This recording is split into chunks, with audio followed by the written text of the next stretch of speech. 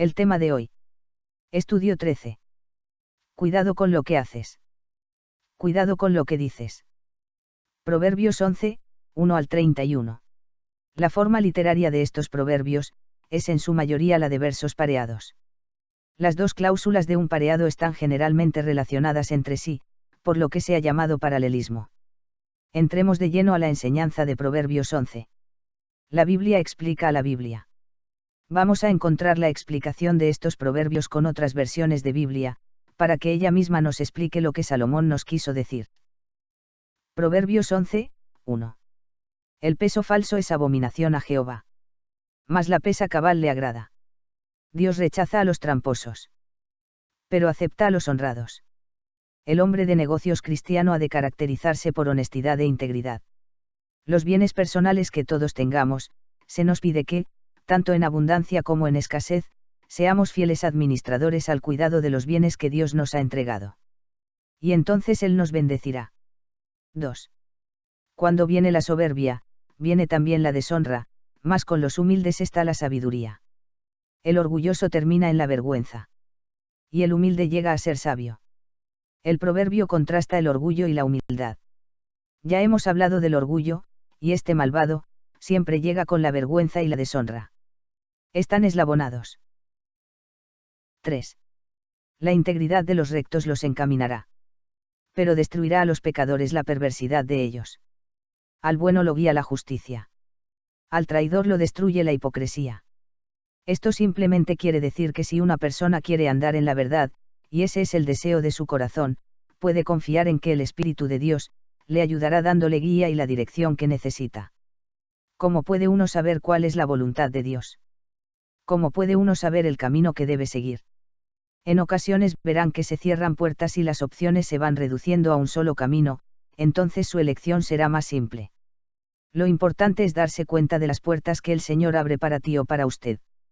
El contraste aquí está en la frase pero a los pecadores o falsos los destruye su propia perversidad o hipocresía. 4.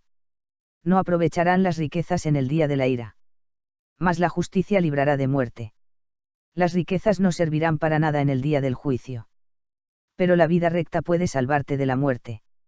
¿No le recuerda esto, estimado oyente, la enseñanza que presentó el Señor Jesucristo acerca del hombre rico y el mendigo llamado Lázaro? Ambos murieron, y las riquezas que ese hombre rico tenía no les sirvieron para nada en el día del juicio. Sin embargo, la justicia libró al mendigo y lo llevó directamente al reino de Dios. Lucas 16, 19 al 31. No hay nada malo con las riquezas, estimado oyente, pero necesitamos reconocer que tienen sus limitaciones. El dinero puede comprar casi todo lo que se encuentra en este mundo, pero no puede comprar nada en el mundo venidero. El Señor le dio muchas riquezas a Salomón, pero él, primero pidió 5. sabiduría. La justicia del perfecto enderezará su camino. Mas el impío por su impiedad caerá. Cuando somos honrados, todo en la vida es más fácil. Pero a los malvados, su propia maldad los destruye. 6. La justicia de los rectos los librará, mas los pecadores serán atrapados en su pecado. Cuando somos honrados, estamos a salvo del mal. Pero a los traidores, su ambición los domina. 7. La memoria del justo será bendita. Mas el nombre de los impíos se pudrirá. La memoria del justo permanecerá. Cuando mueren los malvados, mueren con ellos su esperanza y sus sueños de grandeza. 8.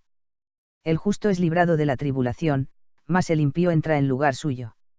Los justos son rescatados de dificultades. Y éstas caen sobre los perversos. La frase cuando muere el hombre malvado, perece su esperanza nos recuerda a Amán, aquel siniestro personaje del libro de Esther. En esa misma historia, Mardoqueo era el hombre justo librado de la tribulación. 9. El hipócrita con la boca daña a su prójimo, mas los justos son librados con la sabiduría. Los chismes de los malvados destruyen a sus semejantes. Pero a la gente honrada, la salva la sabiduría. Aquí tenemos a un hipócrita. La palabra hipócrita proviene de dos palabras griegas que significan replicar, contestar. La palabra era usada por los actores de las representaciones teatrales griegas.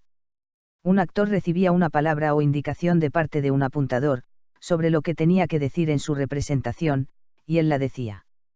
Era simplemente actuar, hacer teatro. Decir que alguien es hipócrita en asuntos religiosos, significa que está fingiendo, que es un farsante.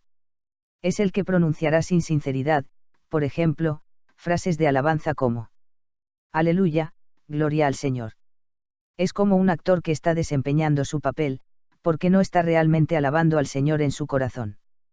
La frase el hipócrita, con la boca daña a su prójimo, advierte que el hipócrita finge ser su amigo, pero cuando usted le dé la espalda le herirá por detrás, en un intento por ocultar el pecado que tiene en su propia vida.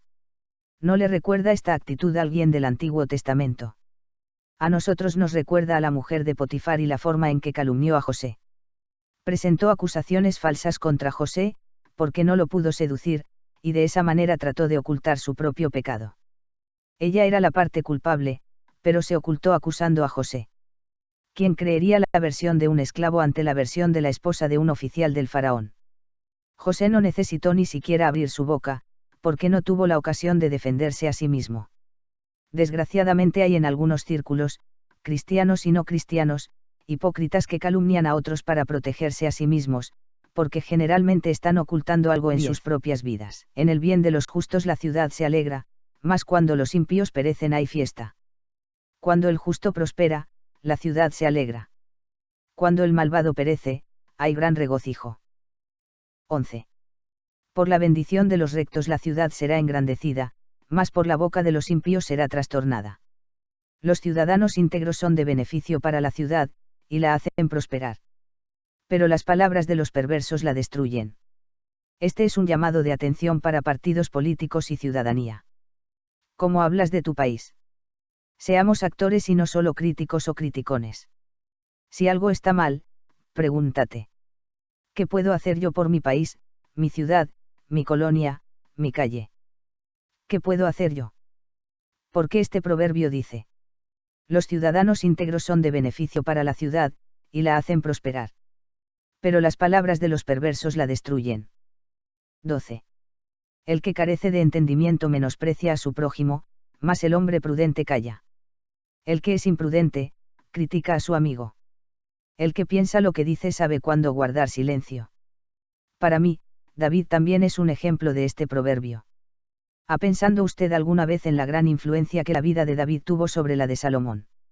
Recordemos que cuando David estaba huyendo de la ciudad, cuando se había rebelado contra él su hijo Absalón y también Simei, que era de la familia de Saúl, maldijo a David. Joab, capitán del ejército de David, quería ajusticiarlo en ese mismo lugar, pero David le dijo que no lo hiciera porque Simei, al maldecirle, estaba hablando de su propio corazón porque ese era el juicio de Dios para él. En esa ocasión, como dice el proverbio, David fue el hombre prudente que cayó. En el transcurso de la vida de relación con otras personas uno descubre, a veces, que hay gente que lo está criticando a uno. Y lo mejor es mantenerse callado. El Señor es quien toma a su cargo estos asuntos, así como se ocupó de esa situación que afectó al rey 13. David. El que anda en chismes descubre el secreto, mas el de espíritu fiel lo guarda todo. La gente chismosa revela los secretos. La gente confiable es discreta. El que anda contando chismes es una persona que está tratando de perjudicar a otra.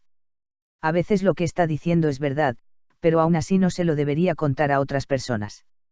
Si él sabe que un hermano en la fe ha pecado, o una persona cercana a él, debería ir a verle personalmente para tratar el asunto en privado con esa persona. No debería andar por todas partes comentando el asunto con otros. 14. Donde no hay dirección sabia, caerá el pueblo, mas en la multitud de consejeros hay seguridad. Sin buenos gobernantes, la nación fracasa. Con muchos consejeros puede salvarse.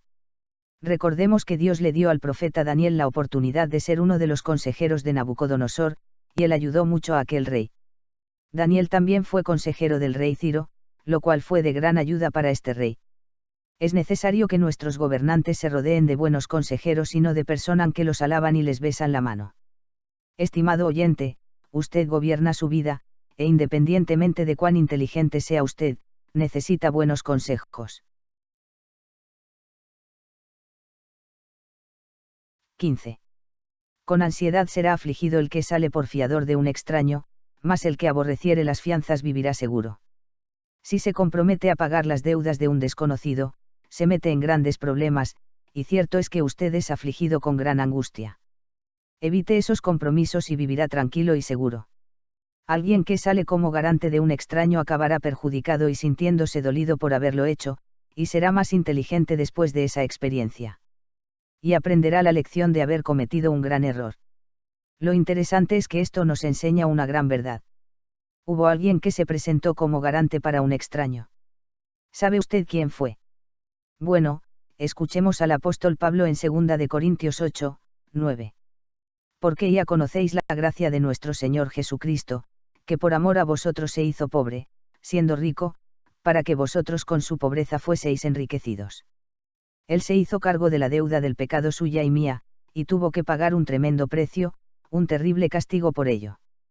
Su experiencia fue descrita proféticamente en el Salmo 69, versículo 4, con estas palabras. Se han aumentado más que los cabellos de mi cabeza los que me aborrecen sin causa, se han hecho poderosos mis enemigos, los que me destruyen sin tener por qué. Y he de pagar lo que no robé. Él pagó nuestra deuda, estimado oyente. Y en el libro del profeta Isaías, capítulo 53, versículo 7, dice. Angustiado él, y afligido, no abrió su boca, como cordero fue llevado al matadero, y como oveja delante de sus trasquiladores, enmudeció, y no abrió su boca. El castigo fue exigido, y él se hizo responsable por él. Dice Romanos 6 y 23. Porque la paga del pecado es muerte, mas la dádiva de Dios es vida eterna en Cristo Jesús Señor nuestro. La paga del pecado es muerte y Cristo la pagó por mí. Cuán maravilloso es esto, amigo oyente. Él ocupó mi lugar. Él ocupó su lugar. Y la dádiva de Dios es vida eterna 16. en Cristo Jesús Señor nuestro. La mujer agraciada tendrá honra. Y los fuertes tendrán riquezas. La mujer bondadosa se gana el respeto. Y los hombres enérgicos, dinámicos, afanosos, animosos, ganan riquezas. Este proverbio me recuerda a Ruth, en el libro que lleva su nombre. Ella era una viuda pobre, por supuesto una mujer, y sin embargo, ella retuvo su honor. Y, como vemos en Ruth 3 y 11, Booz podía decir, toda la gente de mi pueblo, es decir, toda la ciudad de Belén, sabe que eres mujer virtuosa. Todas las personas de la ciudad la conocían. No solo mantuvo su honra en relación con el sexo opuesto, sino también en toda su conducta. Y la segunda parte de este proverbio, los fuertes obtienen riquezas, se aplicaría a Booz, el prometido de Ruth. Y eso no solo quiere indicar que ella no solo mantuvo su honor en una forma que la libró de cualquier forma de adulterio, sino en toda su manera de vivir. Y los fuertes tendrán riquezas. Y ese era Booz en su día. 17. A su alma hace bien el hombre misericordioso. Mas el cruel se atormenta a sí mismo. Tu bondad te recompensará. Pero tu crueldad te destruirá. 18. El impío hace obra falsa. Mas el que siembra justicia tendrá galardón firme. Las ganancias del malvado no son más que una mentira.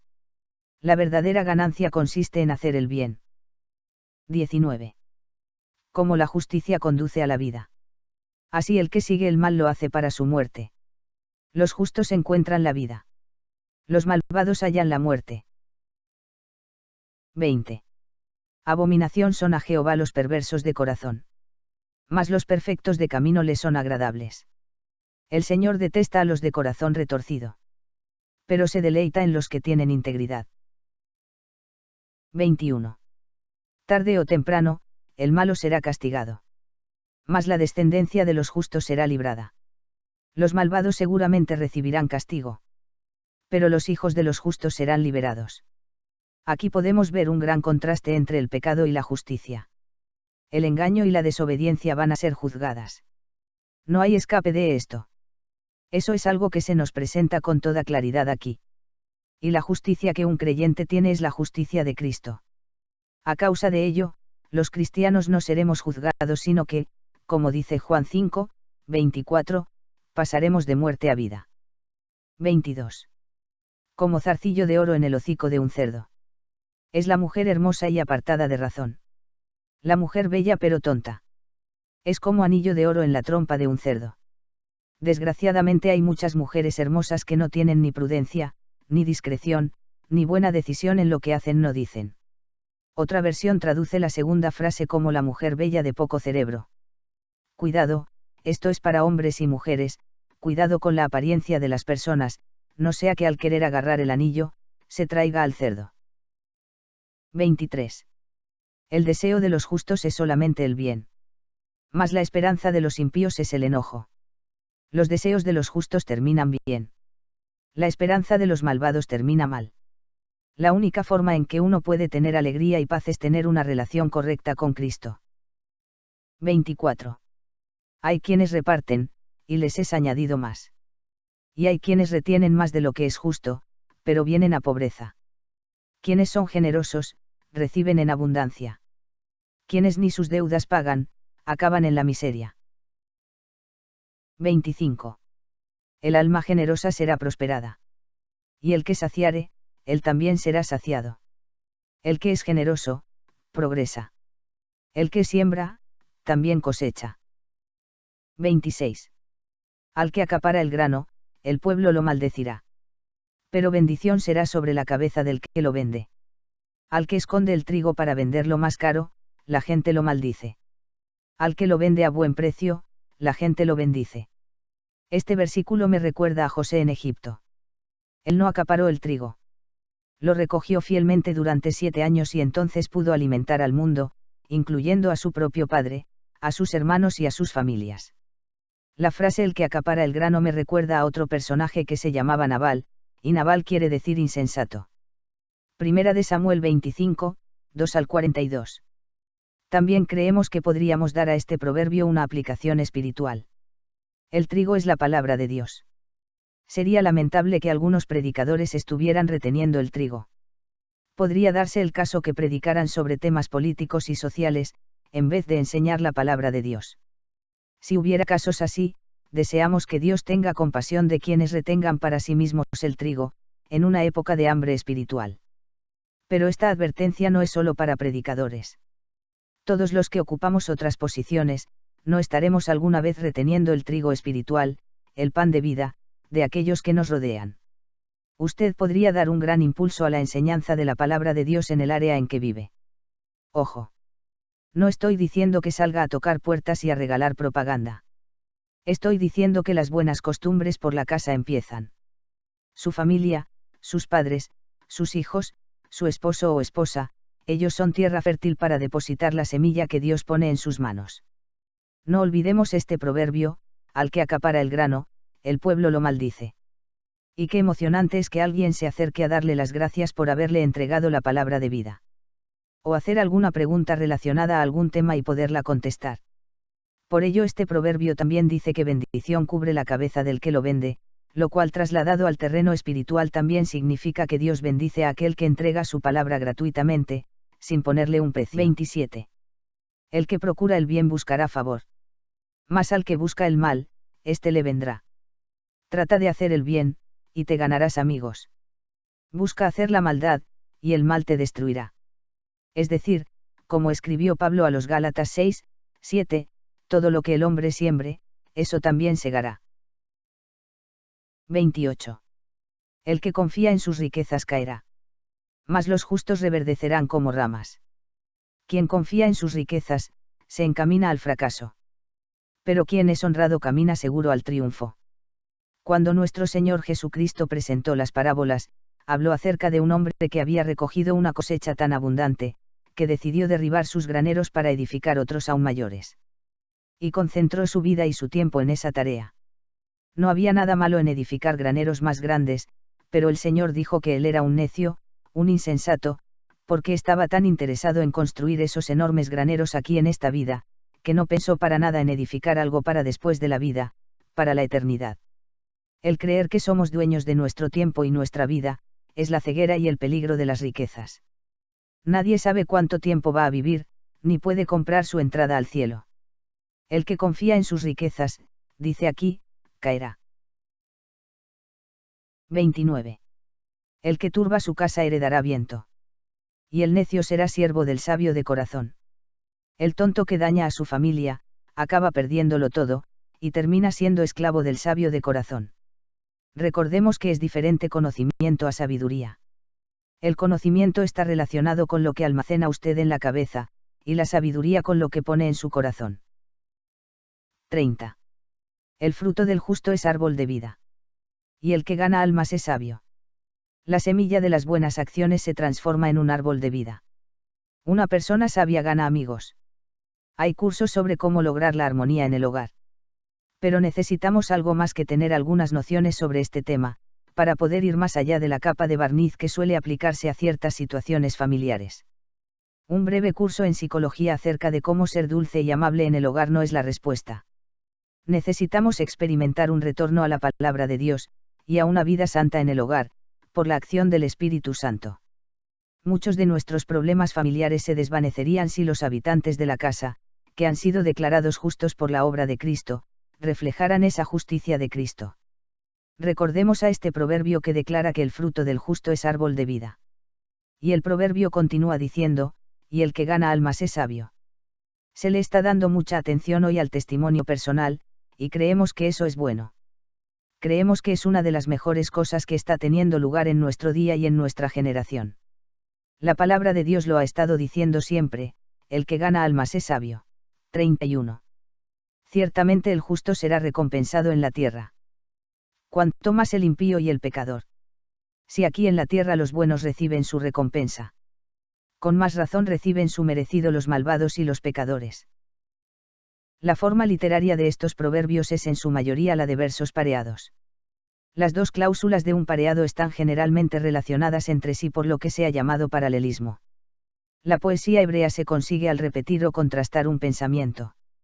Hay 4 tipos de paralelismo.